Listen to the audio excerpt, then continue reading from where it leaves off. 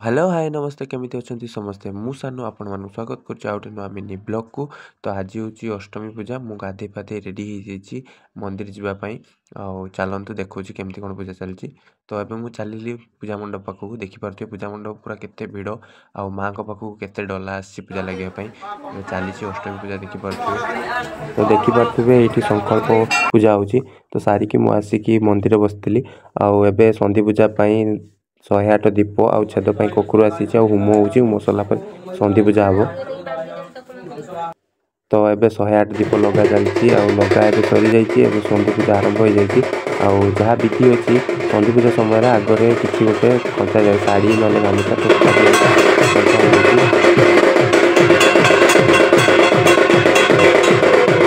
वहाँ जाइए कोकुर जो छेद हुए कि बड़ी पड़े से देखा कथा नुह तो से आगे टंगा जाए।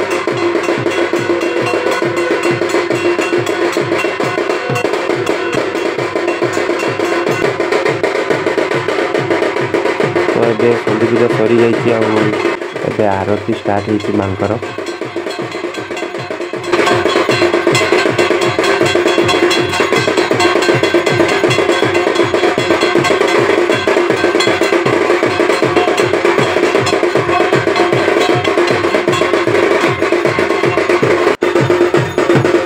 एबे देखि पार्थिबे मांकर अखंड आरती जो बड़ आरती एटा जाउची।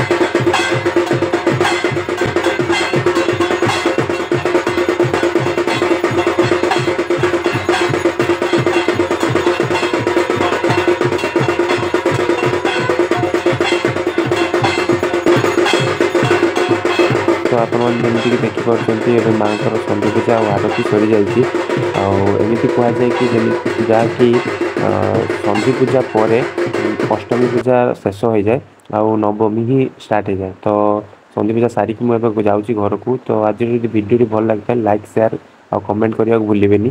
आउ यहाँ हूँ पूजा सीरीज पार्ट 3। तो आगू को देखापी मो चैनल को सब्सक्राइब करूँ। रही जय जगन्नाथ।